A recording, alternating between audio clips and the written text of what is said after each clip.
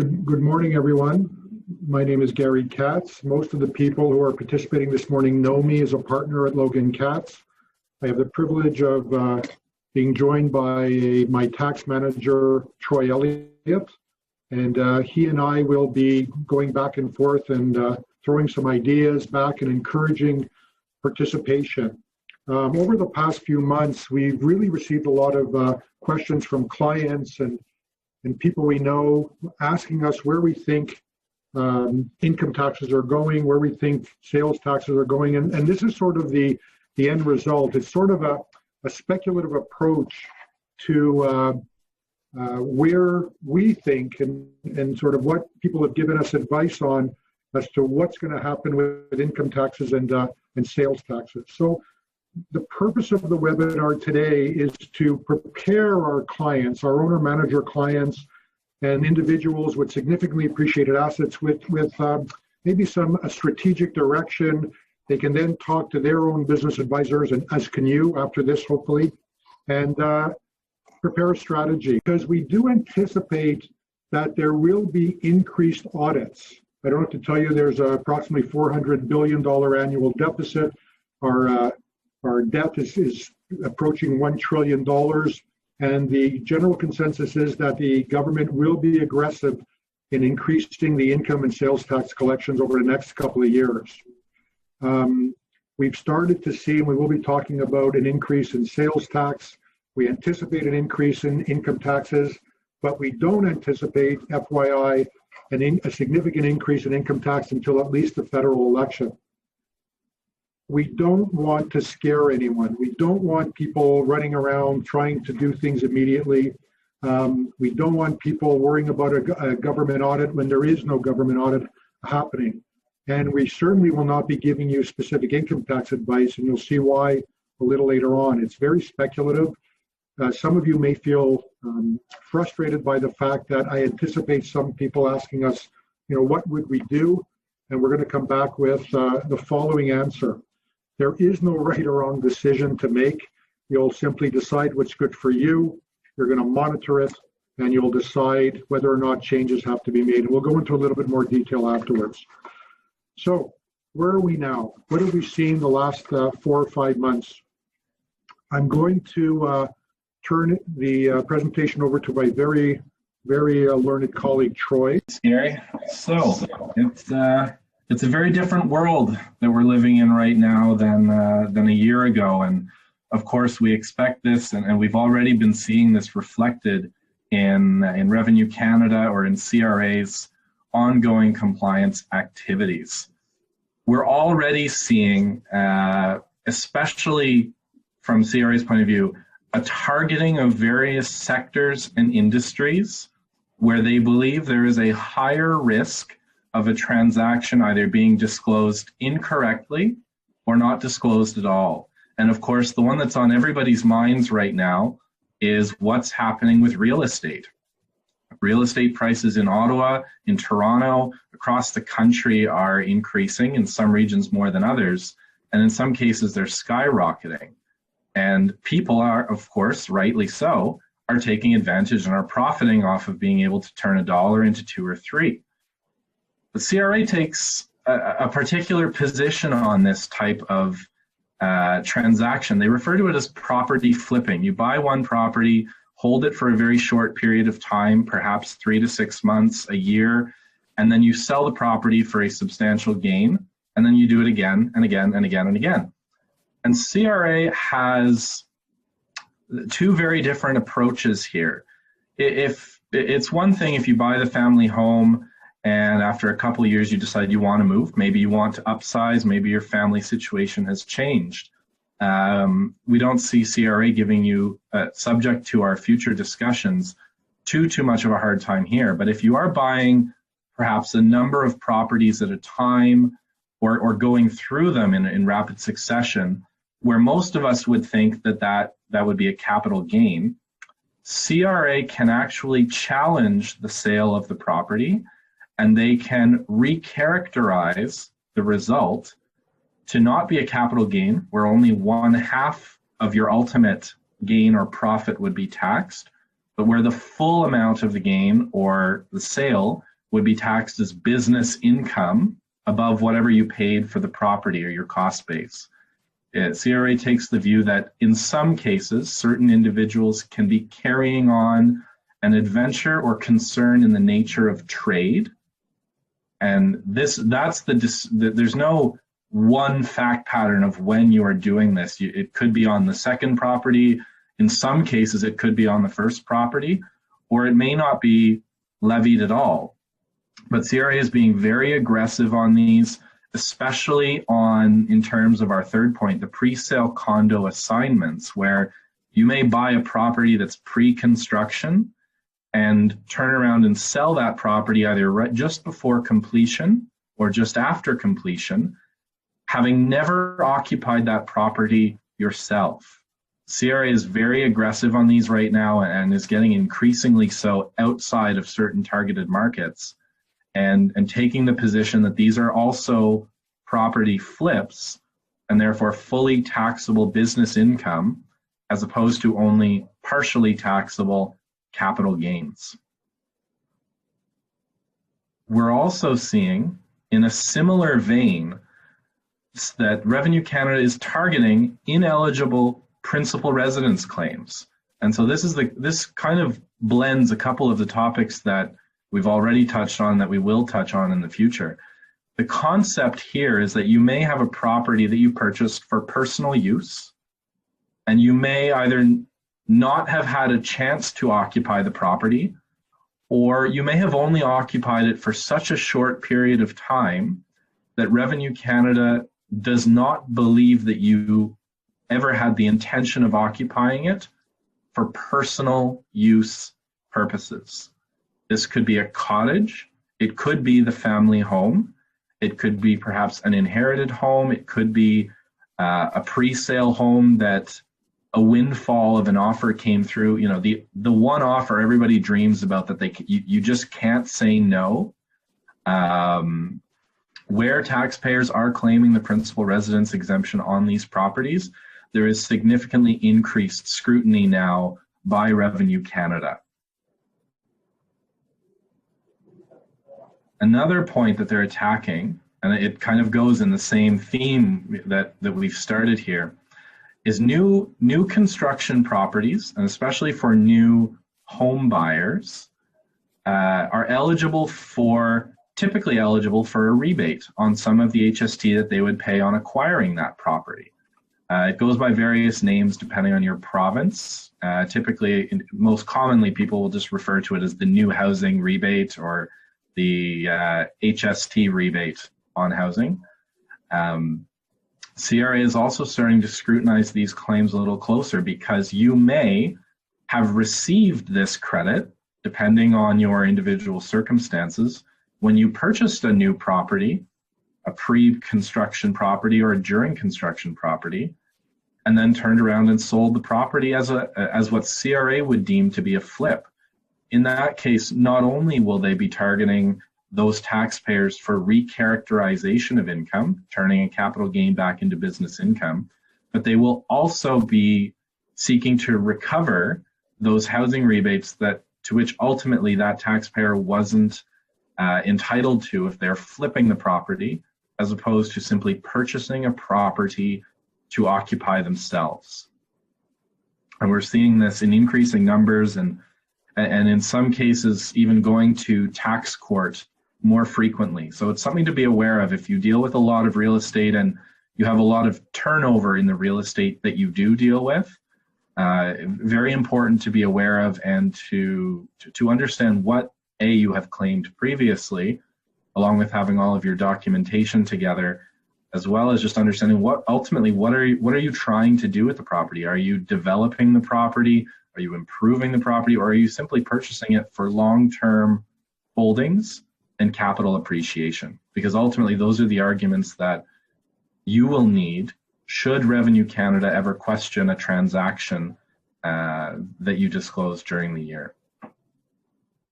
I'm going to circle back on the government subsidy programs as well, but CRA has resumed their verification activities in terms of post-payment verification.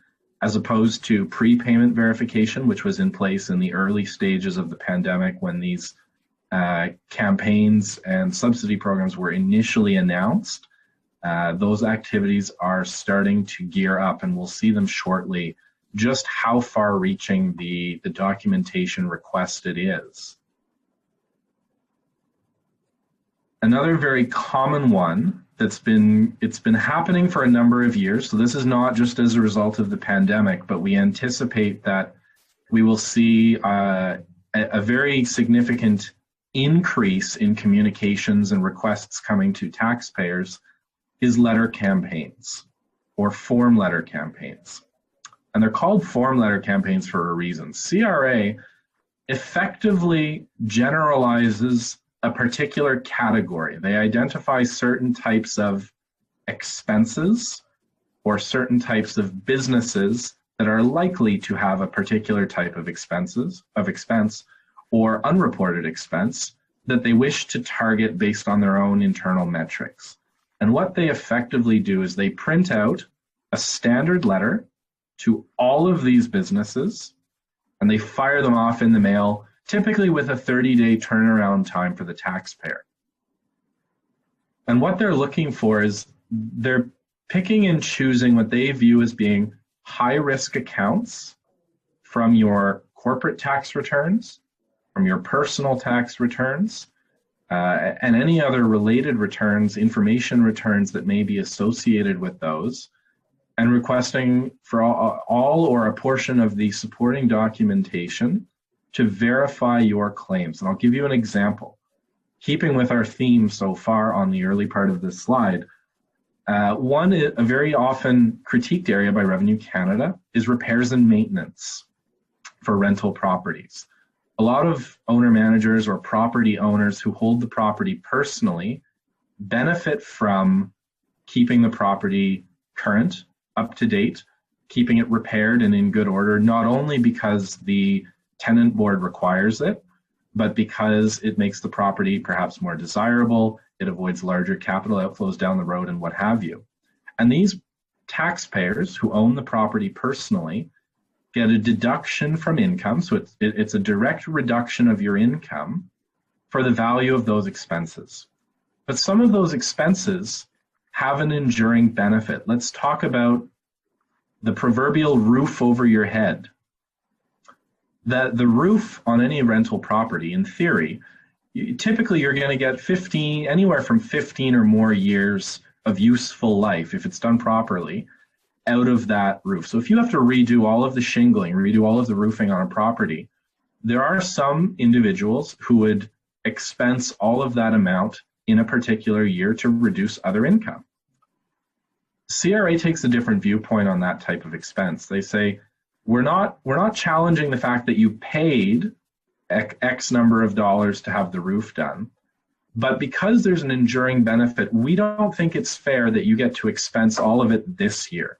And so we're going to deny that expense, and you have to take the equivalent of depreciation for tax purposes over time. And it's a very common area for CRA to attack. It can include any kind of substantial repair or work on the property that has any enduring benefit.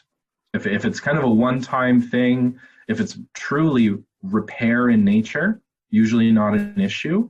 But those larger expenditures that do have, the benefit will be seen for 2, 3, 5, 10, 20 years. CRA is very aggressive on making sure that those are capitalized and expensed over time through the depreciation program, as opposed to written off all in one shot. Troy, if I can just add a couple of things, because we're starting to, and thank you. So we're starting to see, again, as Troy alluded to, because we're now e-filing our returns, CRA has easy access to the amounts that they feel are statistically relevant. And what we're seeing now are letters to taxpayers who have sideline businesses, where these sideline businesses have not shown profits for several years. There's a standard letter that looks for reasonable expectation of profit and the activity level. We're starting to see that for the first time in several years. We're starting to see requests for, as you may know, CRA has 3 years from notice of assessment to challenge a particular tax year. And what we're seeing now is where revenues have declined from one year to the next, they're going back into the early year and asking for justification for various things. So they are starting to get a little bit more aggressive, and only time will tell as to where it goes. Thank you, Troy. Definitely. And in a similar vein, you might be thinking, you know, I have a very small rental operation. Everything I do is on the up and up, and that's great. You're the perfect taxpayer. But there are also some who would sit back and say, you know what, we're comfortable with the position that we've taken, but how would CRA go about knowing that that position may be open to a different interpretation on their end, or it may take a different approach, and you may be in the business of doing that work, as opposed to on the property owner side. You may be on the contractor side and say, you know, I do great work. I bill all my time to my clients. I've got all of my materials, you know, they're all properly paid for and charged on. How would I be selected? And it's especially prevalent in the trades, but also in other areas. There's a recent increase in activity right now by Revenue Canada in what's called third-party or unnamed persons information requests. And all this means is that Revenue Canada will identify a large business, likely one that keeps records, customer records of their purchases, perhaps ones that issue credit to customers, such as Rona, Roof Mart, and Home Depot. And they will send a letter to these businesses and say, we need all of your customer records for customers that have purchased perhaps more than $10,000 or $15,000 worth of materials in this particular year. You know, please send us all of this information. And then Revenue Canada in turn will go through that information from these intermediary businesses and trace it back to the information reported by the end contractor, consultant, or other taxpayer who is, you know, buying a significant amount of those products. If you were buying roofing materials and you bought, say you're in the business of roofing, and you bought $50,000, $100,000 worth of materials from these large enterprises, and you only deducted $50,000, CRA may come back and say, well, we see you purchased more materials than what you're declaring on your tax return. And they're not going to say that to say, oh no, we think your expense should be higher. They're going to say that in light of, do you have unreported income?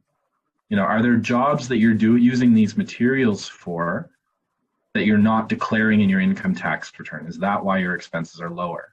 It's always, remember, anytime they're looking at this type of transaction, it will always be in their favor. It will almost certainly never be in yours.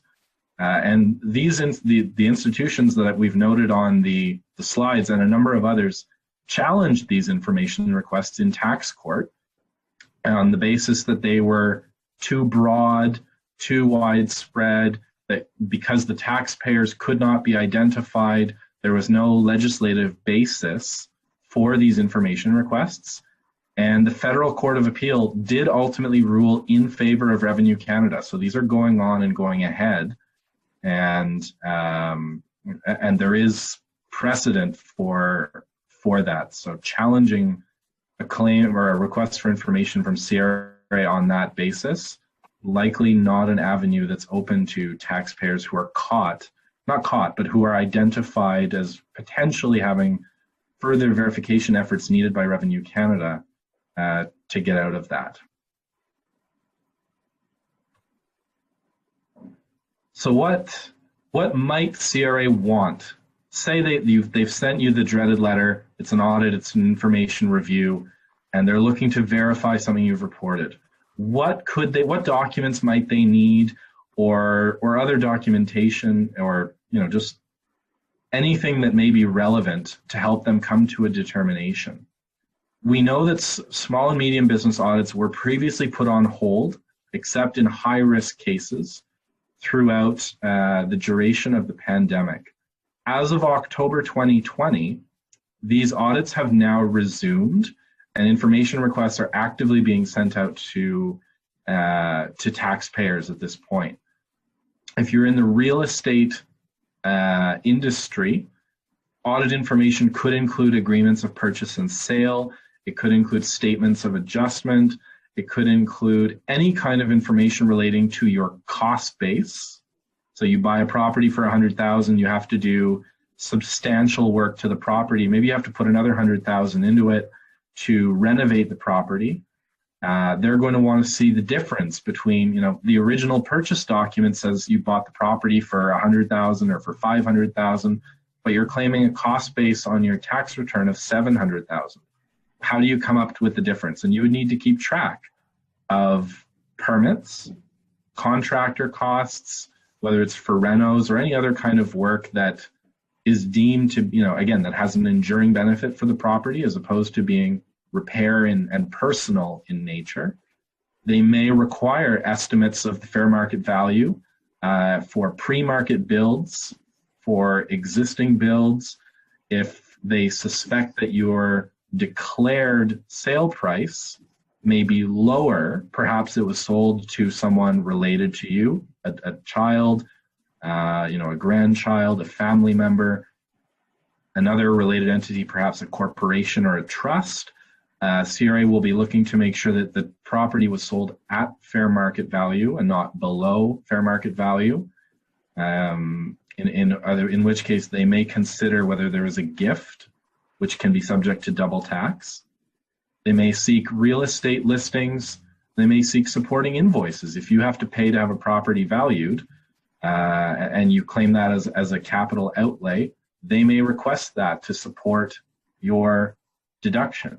In other sectors, which we'll see momentarily, it's a lot of the same, coming back to if a document isn't there, the bias by Revenue Canada is that it does not exist unless you can provide them with overwhelming evidence otherwise. And that's an exceptionally high bar that I hope I never have to speak on again, but nonetheless. Before I get into some of the low-hanging fruit and kind of where we start to protect ourselves a little bit, let's talk about the wage subsidy programs. Because some of us, I'm sure, on this call and many who may watch this webinar after the fact will have taken advantage of these subsidy programs to help continue their business through the pandemic, especially if you suffer a significant decline in revenue in order to keep your employees. There were a number of programs that went through the emergency wage subsidy, temporary wage subsidy, and a lot of these programs had some element of prepayment verification and validation, but this was typically only applied on larger claims or high-risk claims before being paid out. CRA has indicated in a communication between CPA Canada and a number of other institutions, including Video Tax News, that they're assigning up to 3,000 auditors to oversee the wage subsidy prepayment compliance for those who are continuing to take advantage of that program, and post-payment verification and validation compliance for those who have already received support under these programs to ensure that they were actually entitled to that support in the first place. The letter that CRA is issuing to businesses, I kid you not, is between 9 and 10 pages long. And it can ask, it is very broad. It asks for a substantial amount of information, including how did you determine that your revenues had declined? Are there revenues that you considered that you shouldn't have? They are asking for monthly sales reports. They're asking for supporting invoices to your clients. They're asking for any other kind of sales documentation, sometimes going right up to the actual deposit from the customer, depending on if you're on the accrual or cash method for purposes of the subsidy programs, in order to validate the decline in revenue. They're also looking for you to substantiate how you identified wages that qualify for the program versus wages that do not. They can ask for payroll records, including right down to pay stubs, pay reports if you use a payroll service on which employees were paid how much and in what period, reconciliations, in some cases going right from the approved salary all the way through how the employee was remunerated. They're looking at whether a claim was even filed by an appropriate person of the business. And as many of us may have some knowledge of, Revenue Canada only authorizes certain people to communicate on behalf of a business. And this is typically decided either by a board or by the business's executives or the owner managers. And if authority to file the claims was delegated to someone who does not have, basically who's not allowed or who's not viewed by CRA as having the authority to file the claim or to sign off on the claim, we're even hearing that this is being challenged in some cases. They will also ask for details of any elections filed. If you elected, for instance, to use the cash method, if you elected for any of the elections relating to related party revenues and the like, they're asking for all of this support. And typically we have seen, in some cases, turnaround times for larger claims for this support in as little as 15 to 30 days to provide all of this documentation. So it's quite broad. I will say that as much as the form letter is extensive, the CRA, I believe it's the deputy minister within CRA, has come out and said that these letters are supposed to be tailored to your business. So if you feel that if you do receive one of these requests and you feel that the information request is overly broad, you may consider bringing that up with your auditor in terms of tailoring the material to your business as opposed to just the generic laundry list. But we have seen them asking for all of these things, and in some cases for all of these things collectively in a short turnaround time. So be aware of that. And the other thing to be aware of is that there's a liability because as a part of making these claims, the owner manager or the ultimate authority for the business has to sign off. They have to attest. And this is, in some ways, it's a little different, and in some ways, it's very much the same as filing any other return. But there's an explicit attestation that goes to Revenue Canada when these are filed saying, we are eligible for the claim, and these, on this basis. If CRA finds that you are in fact not eligible for the claim, there can be significant penalties for false attestations. And while I haven't gone through the legislation in excessive detail, it can comfortably be deep into the 5-figure range, depending on how egregious on the intent and how egregious the lack of qualification for the program is. If you claimed $1 million and your revenues did not decline and you weren't entitled for the program, and you did this knowingly, it's likely that the penalties will be substantial. CRA has said that they're looking at cases where if you're very close, you're either just squeaking in or just barely outside the 30% threshold, that they're processing them on a case-by-case basis. So no automatic imposition of a penalty there, but just be aware of it because it does exist and it can be quite punitive, especially if the ultimate person who is attesting isn't doing a deep dive on the claim that's being submitted.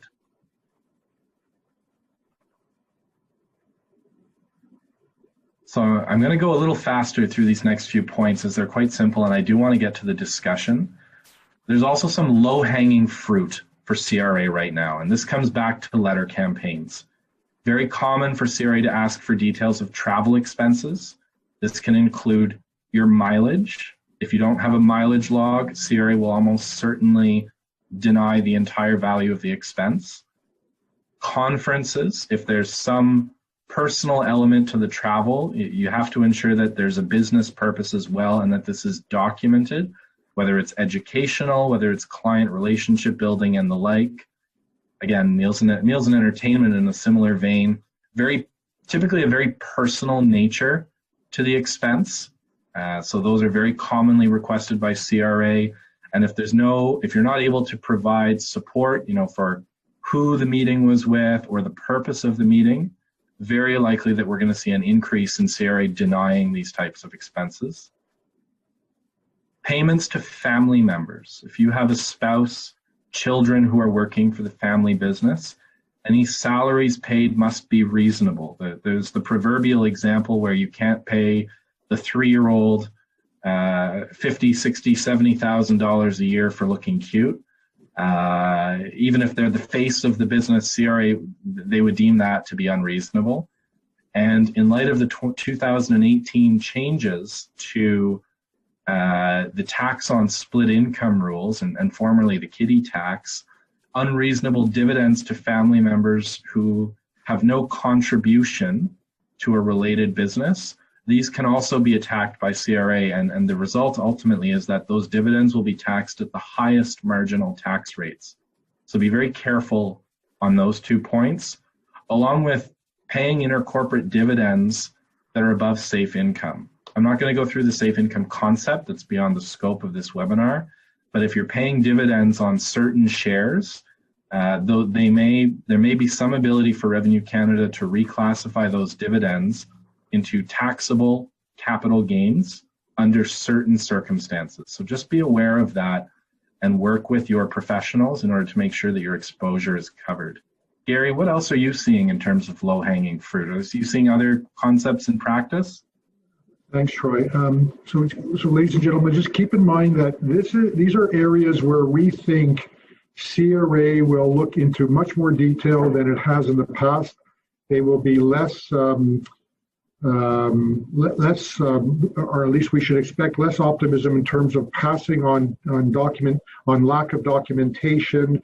We think they're going to come down a little bit harder on areas where previously they've allowed things to go. So let me just add a couple of things. For those owner managers, and I see some in the who are listening in now, where they have holding companies and family trusts, it's certainly up to 2018, but it certainly even now is advantageous to pay out dividends when applicable to shareholders.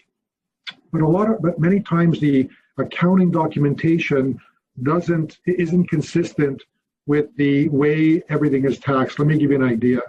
So if an operating company pays a dividend up to a holding company, and a holding company pays a dividend to a family trust, and the family trust allocates the income to a beneficiary, it may be, of course, very advantageous from an income splitting point of view. But in many cases, the actual check didn't go from operating company to holding company to family trust to kid. It went actually from operating company to parent. It's quite common, actually. The accounting is different from the documentation for tax purposes. There is a case recently in Quebec where that exactly happened. CRA challenged it in the middle of the summer. They challenged the fact that the father got a substantial amount of money directly from his company, but the documentation showed family members receiving it as income through a family trust. CRA won that court case, and it was actually taxed in the hands of the father. They've never really been aggressive in looking at that stuff. They never looked at the transactions behind the legal documentation, but we do anticipate more of that to come. Some of you may know that if there are loans taken out of companies to shareholders, the shareholders really have only 2 years effectively to repay that amount before it's supposed to be included in income. In my decades of experience, they've never been aggressive in that. Amounts due from shareholders can stay on the books for a long period of time. We anticipate they're going to be looking at that in more detail. We've already seen the Ontario government look at associated corporations in more detail now and actually ask for relationships with respect to the employer health tax up to 2020. You may know that the EHT limits have been increased to $1 million, but years 18 and 19 are still open, and they're looking at associated company rules for purposes of $450,000 EHT limit and for assessing, as some of our clients have just been hit with, the EHT amounts above $450,000. And one of the things we're warning people about now are, as Troy alluded to earlier, the negligence and the gross negligence penalties, which could be 25% or 50% of the additional tax. Let me give you an example. and I see some advisors out there, and we know plenty of taxpayers who will tell us to, when deducting car expenses, to use the same amount as last year, or take a flat percentage, maybe 30%, or I don't really have a lot of supporting documentation for meals, but why don't we put in $1,780 for meals? If CRA audited those amounts, you would have to ask for supporting documentation.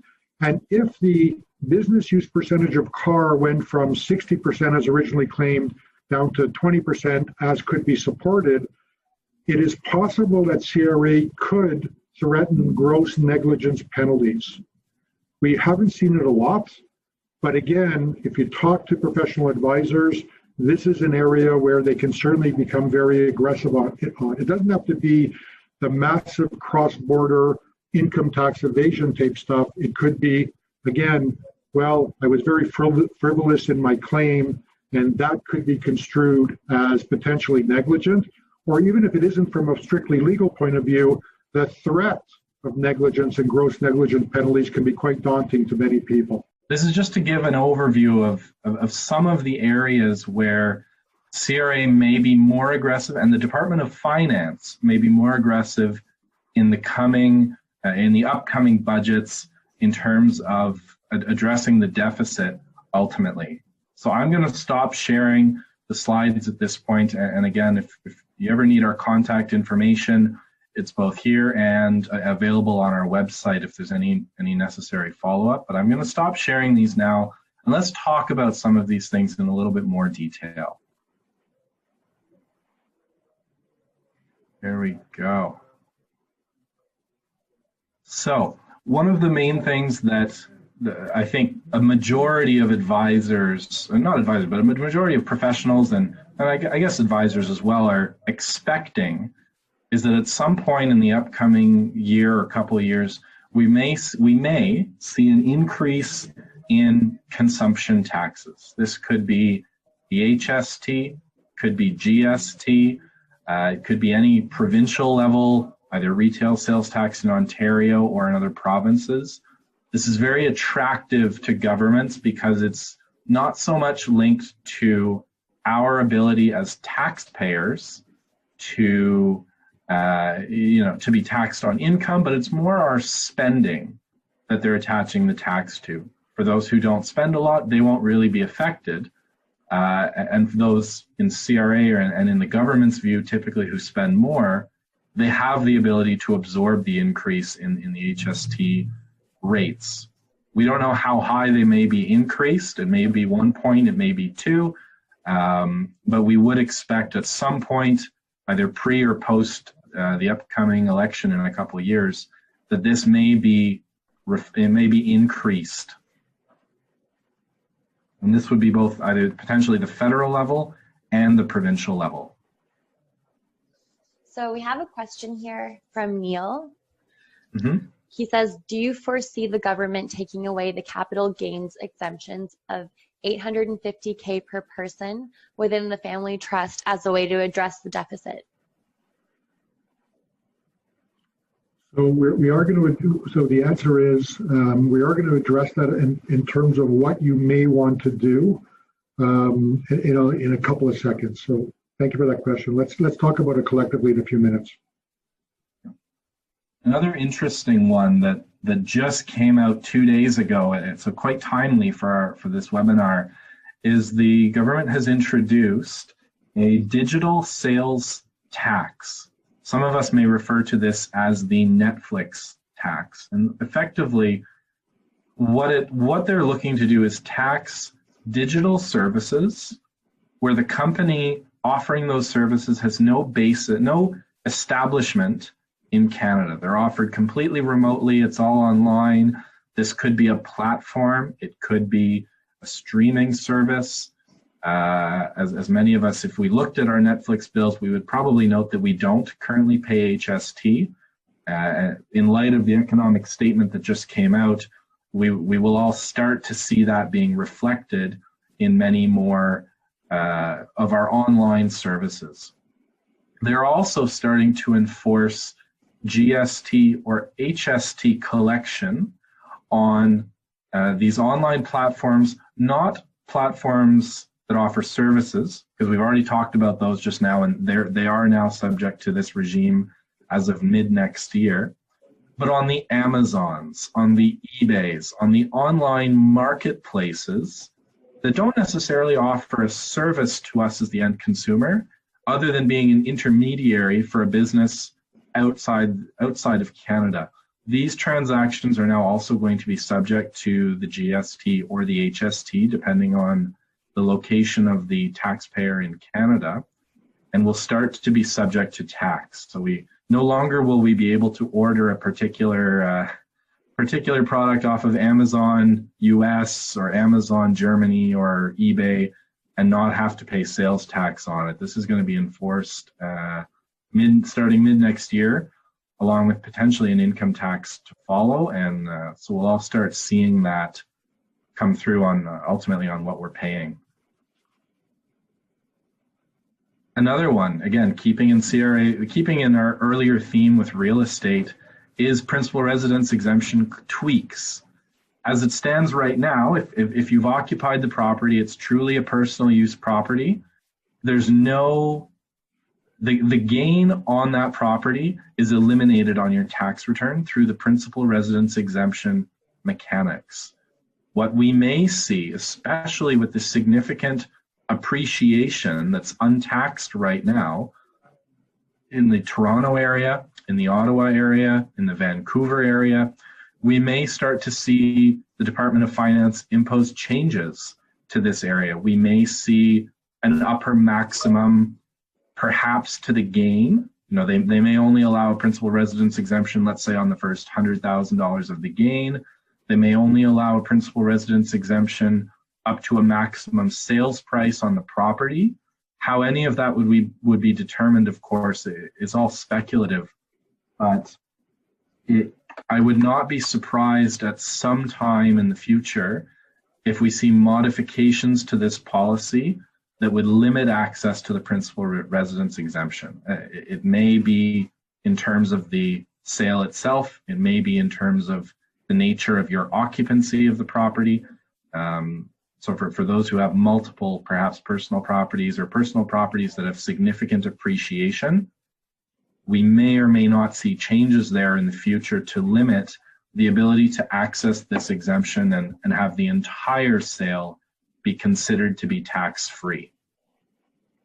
So just to add to that, so a strategy that you may want to consider is if the legislation if they ever attack the principal residence exemption in part, and they put a cap on the fair market on the value of the principal residence, and your principal residence is already higher than that cap, that could be deemed to be a retroactive tax policy because you would have been tax-free on it and now they're taxing it. So one of the things you may want to do is determine the fair market value of your house now. Come up with a number and put it in a file so that the other strategy would be, so if it's a retroactive tax policy, what you want to do is make sure you build up your file for costs, renovations, and major repairs you've done to the house so that that capital gain would be reduced when you sell your property. Definitely. Tax policy where they say basically any changes in your principal residence from now until you sell will be taxed. You want to come up with a fair market value of your house now and at least put it in the file.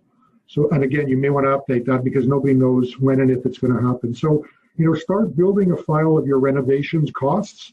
Again, most people don't keep the receipts of those kinds of things. So years down the road, when they sell their cottage and they come up with a capital gain, it's subject to audit. CRA has up to now been very, very loose. If you tell CRA auditor that you held a cottage for 23 years and your kitchen was updated and your roof was updated and there are new windows and here's our estimated cost, my experience is they've accepted it. But if they don't, then again, the onus is on you to prove any of the renovations. So start building your file for costs and renovations for both your principal residence and any other real estate you have, and be prepared to calculate fair market value. Definitely. Another area, and Gary, I'm sure you'll have some thoughts to it as well, where we may see some activity in the future is the capital gains inclusion rate. Historically, since about the year 2000, the capital gains have been included in income at about 50%, 50%. So only 1/2 of a taxable capital gain would be subject to tax. If that capital gain is in a corporation, half of that gain is taxed by the company, and the other half can be distributed tax-free to the shareholders in a private corporation. But the capital gains inclusion rate has not historically always been this low. It's gone up in the same year. In 2000, it was at 66 2/3. And prior to 2000, it's been as high as 75%. So instead of having $50,000 taxed on a $100,000 gain, 75,000 historically has been the highest level that's been subject to tax. 75,000 or 75% of that $100,000 gain. And right now, capital gains, because of that current 50% inclusion rate, are the cheapest from an income tax point of view. These gains are they're taxed, if you look at the brackets, they're taxed cheaper than dividends at all but the lowest of income tax brackets, and significantly cheaper than salaries. So going forward, it's possible that as a means of increasing further tax revenues, this inclusion rate may be increased to some number. It may be 66 2/3 again, perhaps 75%. Higher or lower or anywhere in between is, of course, up to the Department of Finance. But there may be increases here, increases coming. Gary, I know you and I have discussed a lot of kind of on both sides of the fence in terms of what to do in anticipation, knowing that nothing has been explicitly said by the government, but that people have been speaking to this for a number of years, expecting it to happen. So you're absolutely right, Troy. And Neil, just to answer your question now, and again, not to put fear in one's head, but whatever we do to protect the 50% inclusion rate for capital gain now will incur professional fees and probably income tax, either permanent income tax or temporary income tax in the form of alternative minimum tax. So the dilemma is, at what point do we do this? And again, I'm going to repeat what I said very quickly earlier. The consensus is that income taxes will not go up before the next federal election, whenever that is. The November economic statement, the recent one, did threaten to increase digital sales taxes effective July 1, but they're primarily affecting companies that are outside Canada or leveling the playing field when it comes to goods and services that are provided within Canada and goods and services that are coming from outside Canada. And I don't think there's going to be too much opposition to that. So we had a conversation this morning with an individual with a lot of real estate. He is in his late 70s. He wants to transfer. He wants to stop the growth of the real estate in his own hands and transfer it to the next generation. And it can be done, but as Troy alluded to earlier, if it's transferred to anyone other than a surviving spouse, it's going to be done at fair market value. So when real estate changes hands, there's not only the capital gain and potentially recaptured depreciation, but there's land transfer tax on the side of the purchaser as well. So at what point do you do that? And should he trigger capital gains at 50% and to avoid the potential for higher capital gains, not only when he passes away years down the road on the higher value, but on a change in capital gains inclusion rate? He could also roll that real estate into a corporation. There would be land transfer tax. The transfer of the real estate would take place without income tax, but he's now contemplating trigger some of the capital gain in order to, again, pay tax at 50% versus 75% or something higher than 50%. But there's professional fees, there's real upfront costs. And so we're telling people, don't let the tax tail wag the dog. If you're going to do some type of transfer like that anyway, you can consider prepaying a little bit of tax. But it's going to show up in everything you do going forward. And I really believe there's no bad business decision, because we make decisions as business people or as investors, knowing the costs and the benefits, and then we monitor it and make a decision. So again, hopefully, Neil, I answered your question, and if there are any others, we'll gladly deal with it on a more individual basis. Troy? I'll throw a couple more out for consideration that are in place, not in Canada right now, but in other jurisdictions, acknowledging again that whether this happens before or after an election will arguably be more of a political question than a financial one, is that it's possible, there's speculation that in keeping with the tax on split income changes that were introduced in 2018, that the government may consider implementing a wealth tax as a percentage of an individual's wealth above a certain threshold. What that threshold may be, the basis for determining an individual's actual wealth, especially if you have a private corporation, how do you value an operating business on an annual basis for the purposes of paying a wealth tax is, to say the least, is beyond me at this point. But nonetheless, there's speculation that something like that could be introduced above a minimum level, whether it's $1 million, 5 million, 10 million. I don't have that answer. I wish I did, but there's speculation that something like that may be introduced. It's already in place in certain countries overseas, in Europe and elsewhere in the world.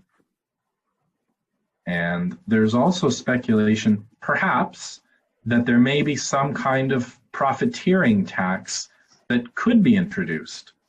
Again, no communications from the government on what form this may take, how it would look, but it would essentially be designed to target a company generating excess profits and to put a tax or a cap on that.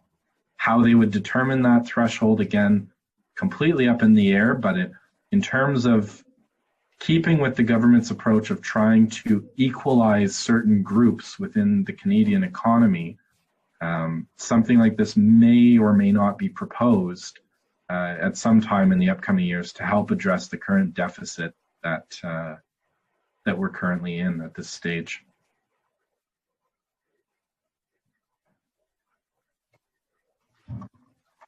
So, what do we do? I alluded to the fact that some of you may leave here more frustrated than before.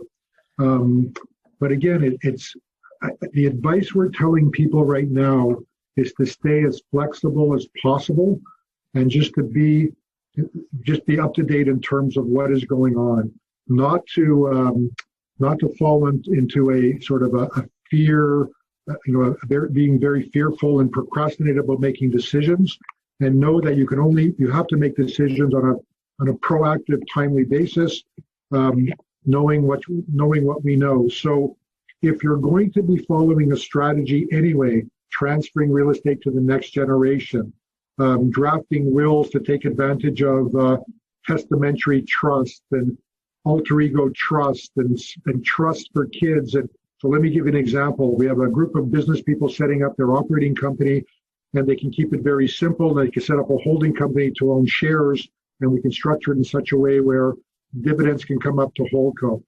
We can also set it up so that we could have a holding company owned by a family trust and a family trust with a corporate beneficiary, and the corporate beneficiary be set up with a second family trust. And there would be some upfront professional fees, but that would give maximum flexibility for capital gains exemption, for income splitting, et cetera, for tax-free dividends. And so given the very uncertain times we're in, maybe we should look for flexible options where we can manipulate things legitimately and take advantage of changes in rules as they happen. Maybe we should be a little bit more prudent in documenting everything we claim. Maybe we should be less flippant on telling our accountants, please deduct the expenses in exactly the same way we did last year, et cetera, et cetera. Those are the kinds of strategies we're encouraging.